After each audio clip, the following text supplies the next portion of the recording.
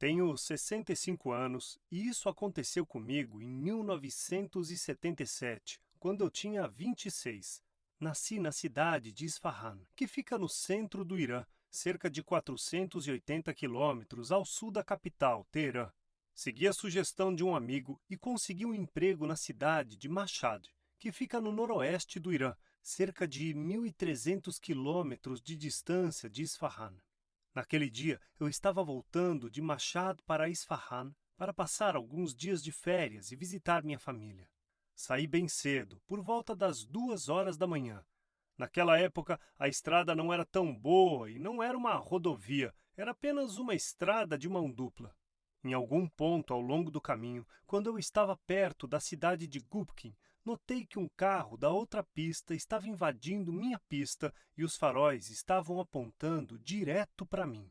Tentei virar para a direita para evitar uma colisão, mas os acostamentos eram tão estreitos que bati de frente com aquele carro. Meu carro capotou algumas vezes e saiu da estrada, que ficava vários metros abaixo da própria estrada.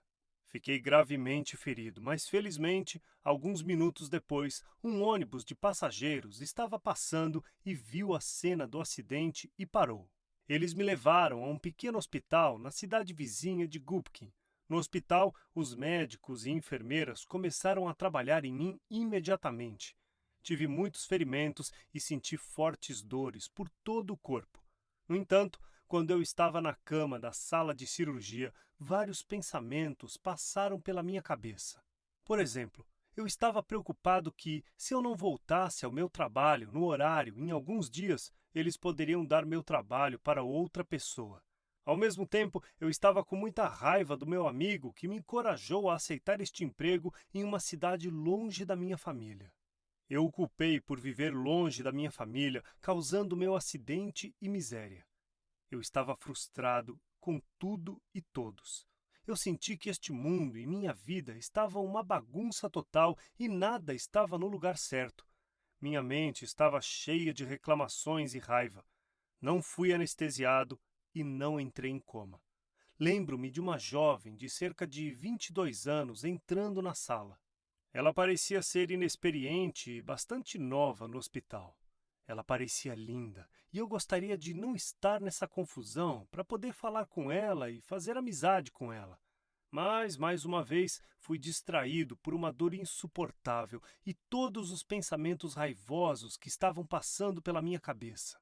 Minha atenção estava constantemente mudando de minha dor para meus pensamentos raivosos e para esta jovem, tudo isso de trás para frente e de frente para trás e repetindo diversas vezes. De repente, senti que tudo mudou. Senti uma profunda calma e paz me envolvendo. Esse sentimento era o oposto do que eu estava sentindo alguns minutos atrás. Eu não estava mais com raiva e estava vendo perfeição em tudo no mundo e ao meu redor. Agora eu estava sentindo que tudo é exatamente como deveria ser. Sempre que concentrei minha atenção em qualquer objeto ou assunto, pude obter profundas reflexões e completas sobre esse assunto. E podia até entender as composições químicas dos objetos que observava e todas as suas propriedades físicas e matemáticas. Voltei minha atenção para aquela jovem novamente. Ela parecia um pouco diferente de alguns minutos atrás. Notei que eu estava vendo 360 graus ao seu redor enquanto eu a envolvia. Eu podia ver seus pensamentos e sentimentos também. Eu senti que eu estou presente em todo o hospital. Pude ver que ela estava muito triste e preocupada com o que estava vendo. Ela estava pensando que era tão triste que esse jovem estivesse morrendo assim. Tentei acalmá-la e dizer-lhe que estou bem e que não há nada de errado comigo. Nunca me senti tão bem na minha vida. Mas ela continuou me ignorando como se não me visse ou me ouvisse. Percebi que ela estava olhando para um ponto fixo. Eu segui a direção que ela estava olhando e notei que ela estava olhando no corpo de um jovem que estava deitado em uma cama. Fiquei chocado porque esse homem tinha semelhanças marcantes comigo. Eu me perguntei quem era ele e por que ele se parecia tanto comigo. Até pensei que eu talvez tivesse um irmão gêmeo que não conhecia e que por acaso estava no mesmo hospital. Tentei dar um tapinha no ombro da jovem para chamar sua atenção, mas minha mão simplesmente passou pelo seu corpo sem resistência. Eu estava tão intrigado. Olhei para mim e vi que tenho um corpo transparente e iluminado. Eu estava tão confuso e desnorteado, comecei a pensar comigo mesmo. Estou morto? Este é o meu corpo na cama? Meu Deus, minha mãe ficaria tão arrasada. Ela está me esperando em casa amanhã. Assim que pensei em minha mãe, imediatamente me vi diante dela em nossa casa em Isfahan. É difícil explicar, mas estranhamente eu ainda estava no hospital também. Eu estava atento e vi tudo ali também, sem nenhuma dificuldade ou confusão. Minha presença em casa não diminuiu em nada minha consciência e presença no hospital. Era como se eu tivesse dividido em duas partes com igual consciência. A minha mãe estava sentada no pátio preparando uns legumes para o jantar. Eu passei por trás dela para abraçá-la e surpreendê-la. Novamente, para minha surpresa, minhas mãos atravessaram seu corpo. Tentei falar com ela, mas ela não me deu atenção. Durante esse período, enquanto pensava em vários amigos e parentes, fui instantaneamente até eles, enquanto ainda estava presente nos lugares anteriores, da casa, do hospital, etc.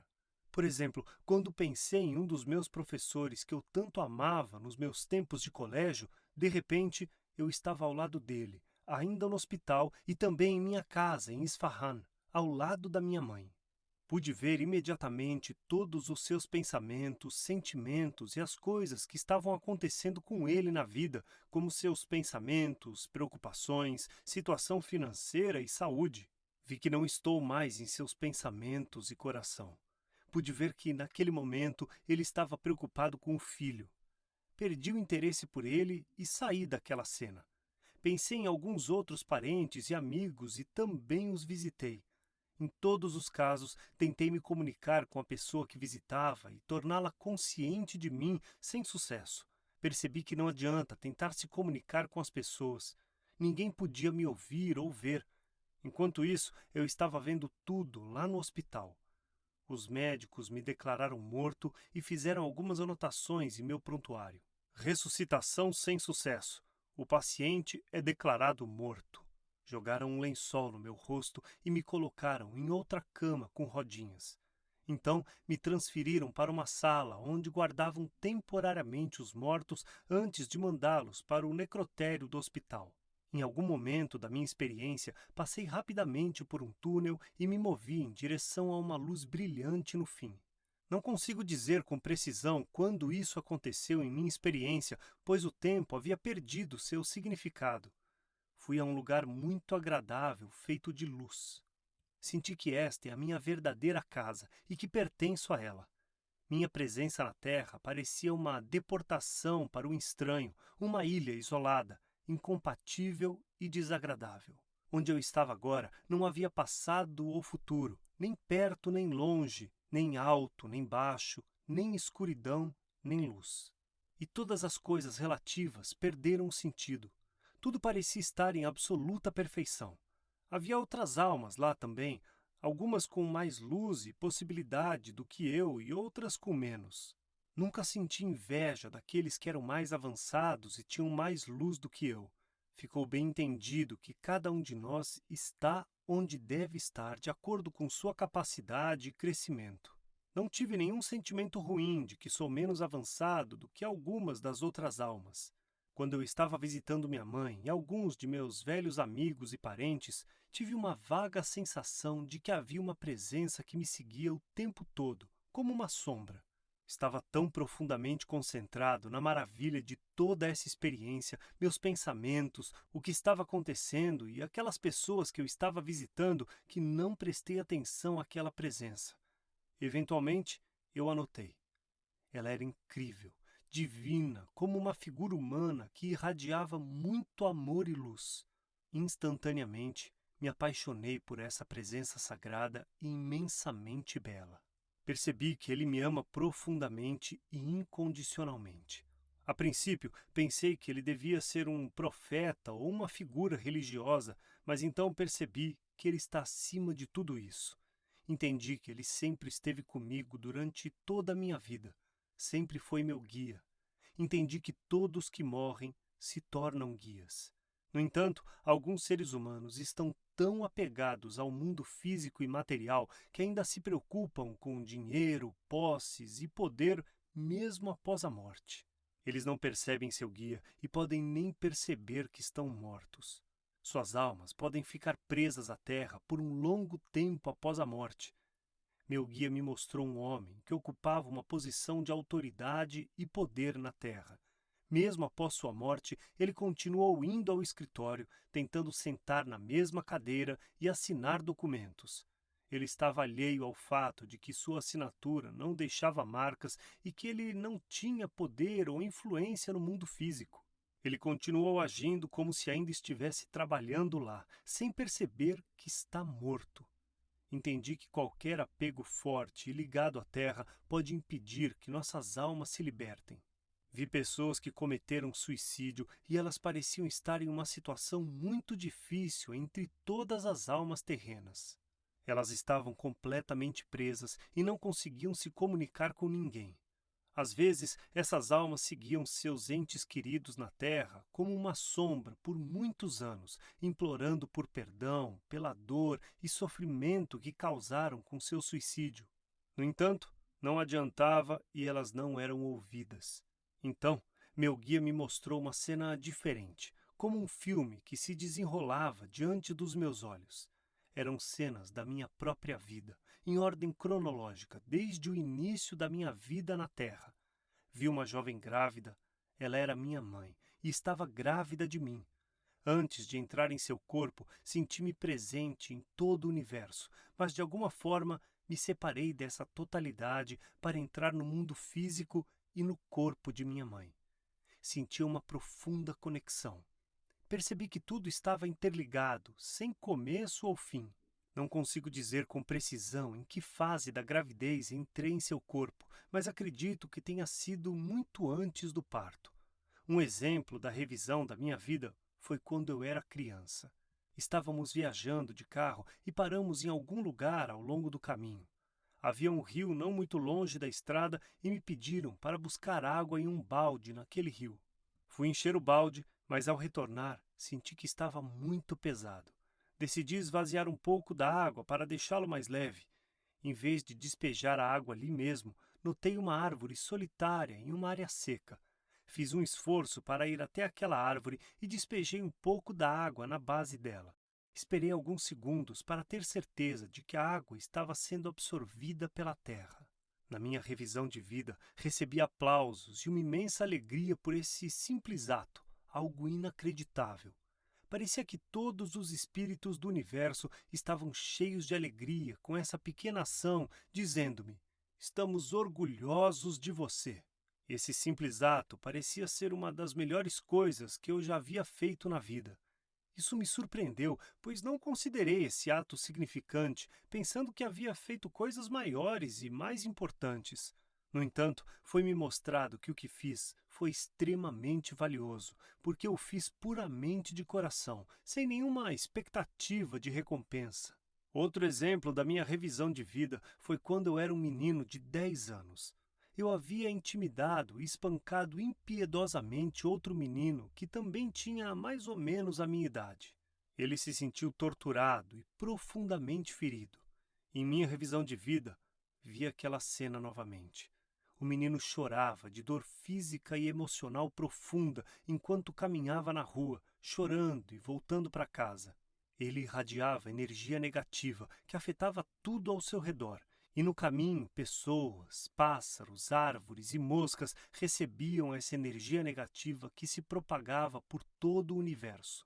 Até as pedras na beira da rua foram afetadas por sua dor. Vi que tudo está vivo e nossa maneira de agrupar as coisas em categorias de vivo e não vivo é apenas do nosso limitado ponto de vista físico. Na realidade, tudo está vivo. Senti toda a dor e mágoa que infligia a ele dentro de mim. Quando esse menino chegou em casa dos pais, vi o impacto que vê-lo naquele estado teve neles. Senti o sentimento e a dor que isso criou neles e como isso afetou seu comportamento dali em diante. Percebi que, como resultado dessa ação, seus pais estavam sempre mais preocupados quando o filho estava fora de casa ou se ele chegava alguns minutos atrasado. Entendi que sempre que fiz algo de bom para alguém ou algo, fiz isso para mim mesmo. Sempre que machuquei alguém, fiz isso a mim mesmo enquanto fazia um favor a essa pessoa, porque ela receberia alguma forma de compensação ou ajuda do universo como resultado. Esse presente universal seria maior do que o dano que eu lhes causei.